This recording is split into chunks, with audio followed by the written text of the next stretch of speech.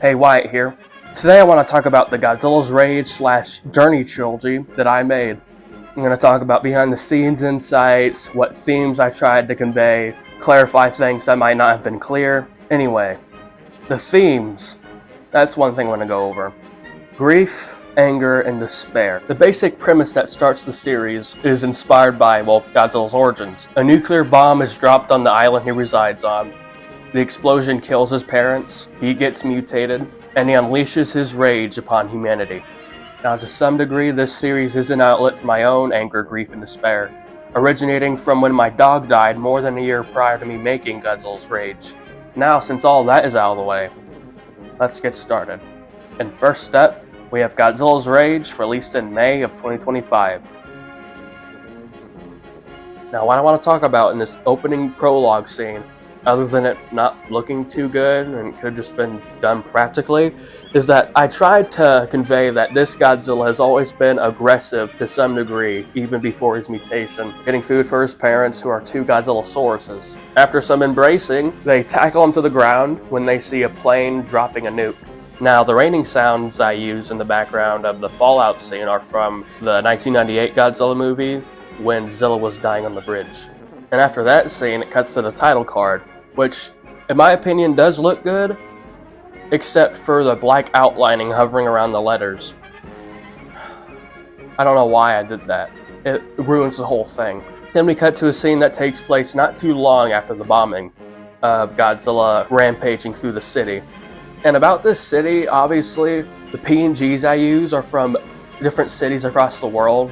Because on Pixar, I just look up buildings and cities and stuff. And obviously the pictures are from different cities across the world, so it's very consistent. And that's why I don't really ever specify what city he's destroying, because it's basically just a combination of different cities. And I did not hold back on the violence. Yeah, I know it's a bit edgy, but at the same time I wanted to really showcase how pissed Godzilla was at humanity for what they did. No comment. Anyway, after that attack, we cut to him swimming in the ocean, heading his way over to another unspecified city, with some not so good looking pictures here and there. And then again, the violence, I don't hold back on that. It shows Godzilla ramming himself into a building where a mother and her child are sleeping. Now, about the atomic breath. When the military attacks Godzilla, he doesn't use the ability intentionally or consciously. It's just his newly mutated body's instinctual response to being attacked. And I feel like something that kind of hints at it being the first time this is happening is Godzilla's reaction. Like, he's panicking, he doesn't know what's going on. And being unable to process or prepare for this ability, it burns his throat and causes him to bleed out of his mouth.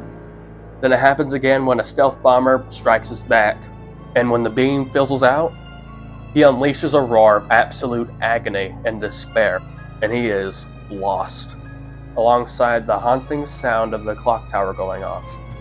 Godzilla walks through the aftermath of his rampage. I didn't notice this until after I made Godzilla's Abolition, but I noticed this watermark here on the PNG I used. How embarrassing. All while an organization that documents monsters places Godzilla along with the rest. Well, that was Godzilla's Rage. Despite it having some absolutely horrendous looking photos alongside some very good looking ones, I'd say it's decent. And it could have been its own standalone thing if it wasn't for the document scene at the very end. Now for Godzilla's Abolition, released in September of 2025. We open up with a panel speech being held by a higher-up, talking about the most recent Godzilla attack that just took place. And through some images from Godzilla's Rage that pop up on the screen during the speech, I try to convey or hint at the fact that the bombing was intentional, and that when the man giving the speech said, "We don't know why Godzilla attacked our cities or how he appeared," is a lie. Hiding the fact that was done to cause suffering for both Godzilla and the people he'd be lashing out at, because they get a kick out of it. It's revealed that the agonized roar Godzilla unleashed caused several previously discovered monsters to wake up. And it's also revealed that these higher-ups created Mechagodzilla in case of the worst scenario. That worst scenario being if Godzilla comes to them. Now, I feel like this quick mention of Mechagodzilla keeps his later appearance when Godzilla does show up to the White House from feeling like it came out of absolute nowhere. Because if I didn't add it here, it would have been like, what the hell is Mechagodzilla doing there? What? So that's why it's important to set things up, even if it's just through quick mentions like that. Then we cut to a montage of Godzilla absolutely brutalizing the aforementioned monsters, as a way of him redirecting his rage from unsatisfyingly smashing humans like ants, to having full-blown physical fights with monsters as an outlet. And in the process, after every monster is killed, we're shown that they are listed as deceased. During his confrontation with Mechagodzilla, I tried to show that he's starting to gain a little bit of control over his atomic breath, but it's still very unstable. And something I want to clarify here is that this Godzilla does not give a single damn about being king of the monsters. He's not trying to be dominant or gain a status by attacking all these monsters. He's just lashing out. After that, we cut to the first scene that I completed for this project, which is the organization attempting to track Godzilla by implanting a tracking device, which is how they were immediately able to know that the monsters that he killed were deceased. Now here I tried to take a very indirect jab at humanity's ignorance. The ignorance here is that the organization thinks they could just do the same thing with Godzilla that they did with every other monster, which is implanting them with tracking devices with no issue. But when that tracking device impales the back of his shoulder, he's not having it. He immediately knows what's going on. He doesn't have the tolerance for it. So he takes a drastic measure to get it out, blowing out his shoulder with his atomic breath, unaware of the regenerative abilities that would be revealed after the fact. He wasn't aware of that. He was willing to have a big-ass flesh wound just to get it out. Once getting the tracking device out, he destroys the helicopter and just sulks. In one picture, he's processing everything that has happened up to this point, losing his parents, mutating, contemplating what he's going to do. And in the next picture, which is just the exact same one with different pupils, he makes a choice, unleashing a loud roar that will lure more monsters to him to enact more violence. One thing I want to talk about real quick is how I'd give Godzilla more personality. What I'd do is digitally erase the figure's pupil and replace it with the PNG of a pupil. But sometimes that technique doesn't always work, because sometimes, depending on the figure's positioning or the lighting while taking pictures, the eraser feature doesn't work all that well. When I try erasing the pupil, it just leaves a shadow there. So that's why you see some pictures where I don't bother doing anything with the eyes.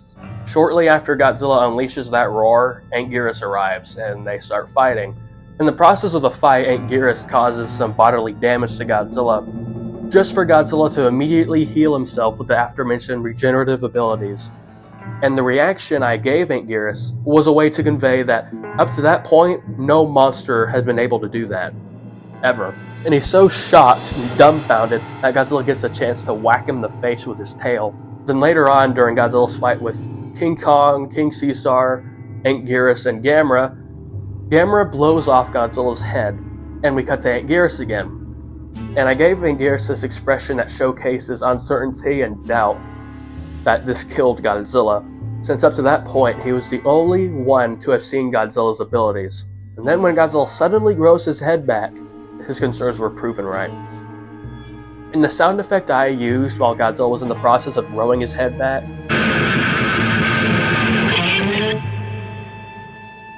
was chosen because I feel like it gave the sense that growing his head back like that was completely disorienting and painful, and it just completely threw him off for a moment.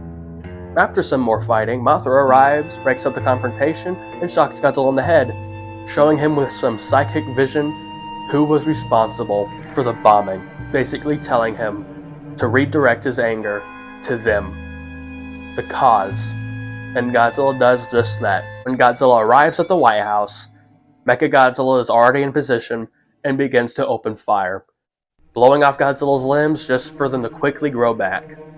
Godzilla powers up his atomic breath and blows Mechagodzilla away with one blast, showcasing that he is slowly gaining more control over this new ability. And side note, this is probably the weakest interpretation of Mechagodzilla ever. After the explosion of Mechagodzilla caused maximum damage to the White House, Godzilla is left worn out. The combination of the fighting, pain caused by his new abilities, and his constant grief, leaving him in a disoriented, exhausted state. Then he's suddenly surrounded by his parents, who are still alive and have been mutated as well, leading to a very emotional reunion. After a long moment of embrace, they're gone. It was all in his head, a daydream, him wishing his parents were there. And at the realization, Godzilla breaks, blowing up the White House one more time before fading to black. Now looking back at this one, it's a step up from Godzilla's Rage. I mean, the ending especially, I feel like left an impact, because my original plan was that the reunion actually happened and it wasn't just all in Godzilla's head. But then I decided that the latter would be more impactful and effective, and I'd say it is. I'd also say that Abolition has a lot of variety just because of the montage of Godzilla fighting and killing all these monsters. And it's a very decent follow-up that stays faithful to what Godzilla's Rage did, unlike certain series. God damn, I hate that shit. Now lastly, we have Godzilla's Fury, released in December of 2025. The only thing I have to say about the credits is that I forgot to list Daiei alongside Toho. Oh shit. The first thing we see after the credits is Mothra scouting the ocean for Godzilla. Mothra's intention here is that when she finds him, she's going to catch his attention, have him follow her to an island, and when they made it to the island, since she's aware of Godzilla's situation, what he's been through, she's going to try to fill in that void left by the loss of his parents. Kind of fill in that role. We then cut to Godzilla getting attacked by the Navy. After a while, Godzilla's tolerance dwindles, and he uses his atomic breath to blow all the units up, and bleeding out of his mouth as a result, showcasing that despite last time, he's still struggling to get a grip on this new power. Once everything settles down, Mothra decides to enact her plan, coming into the vicinity and catching his attention, but he doesn't follow her, meaning Mothra would need a plan B. We then cut to Zilla causing a ruckus in a screenshot of Tokyo from Godzilla vs. Mechagodzilla. Yeah, all the backgrounds are from that movie. When Zilla notices something strange in the distance, Godzilla shows up to fight him. They fight for a bit, just for the strange thing Zilla saw to reveal itself. Biollante. A sense of danger is showcased when Biollante drags Zilla under the ground with her tendrils, though he does manage to escape and retreat, leaving Godzilla alone with her. Biollante attempts to strike Godzilla with her tendrils, just for him to blow them away with his atomic breath, injuring him again, giving Biollante the chance to slither away. We then cut to Godzilla wandering around this barren forest. During this stroll, a newcomer emerges from the ground in the form of Baragon. Wait, he doesn't attack Godzilla. He tries to get his attention, and when he does, he begins to lead Godzilla somewhere, and it's revealed that he was luring Godzilla to Mothra. After a moment of reluctance, Godzilla begins to make his way toward her, and when Godzilla's finally close enough, Mothra uses her sidekick abilities to show Godzilla the effect his first attack had on the innocent people and animals who had nothing to do with the bombing. At the realization that he'd been tearing apart these families the same way the bombing took away his parents, he begins to show some remorse. Seeing that she'd broken down Godzilla's defenses, she wraps him in an embrace, silently communicating that she will fill in that void left by the bombing. Now, looking back at this, it is kind of cringe, because I don't feel this way in real life. I was just trying to take the commonly depicted relationship between Godzilla and Mothra into a different direction, where you would either see them as allies or depicted as romantic partners by fans, the latter being what you'd see the most. And I decided to bring something a little different to the table, that being a pseudo-mother and son relationship between the two. There's probably someone that had depicted the relationship this way before, but I'm not too sure. The beautiful moment is then interrupted by the emergence of Biollante, who is now in her second form. Now, Biollante here, other than just being another opponent for Godzilla and the other kaiju to fight, is meant to be an indirect physical embodiment of everything Godzilla had been feeling up to this point, and he has to fight it. Then the final confrontation unfolds, Godzilla and the other kaiju gaining up on Biollante. After managing to have the group disperse, Biollante targets Godzilla and starts tossing him around. And when Godzilla tries fighting back, she impales him in the throat with her tendrils. Seeing this, Mothra is pissed and transforms into the G&K Mothra and frees Godzilla. After a fairly quick recovery, Godzilla uses his atomic breath to obliterate Biollante. Now this scene is meant to represent two things. One, Godzilla has finally gained control over his atomic breath. And two, overcoming most of what he'd been feeling up to that point by destroying Biollante. Once Biollante is killed, the other monsters gather around and welcome Godzilla into their makeshift family of sorts. We then end with Godzilla going off to get a well-deserved rest, all while Mothra watches over him from the distance. And that was Godzilla's Fury. This one, just a small step down for me. Just slightly. I guess that's just because it doesn't have the same kind of variety in scenes like Abolition did. I also feel like Godzilla wasn't as violent during his fight with Biollante as he was with all the other monsters in Abolition. I guess the excuse for that could be the encounter with Mothra left him in this emotional, vulnerable state where he just didn't have the violence in him in that moment. I guess that's good enough.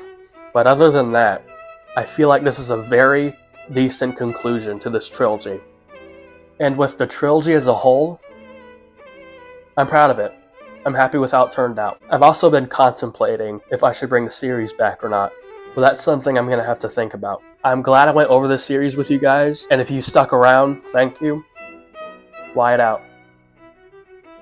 What? At the realization,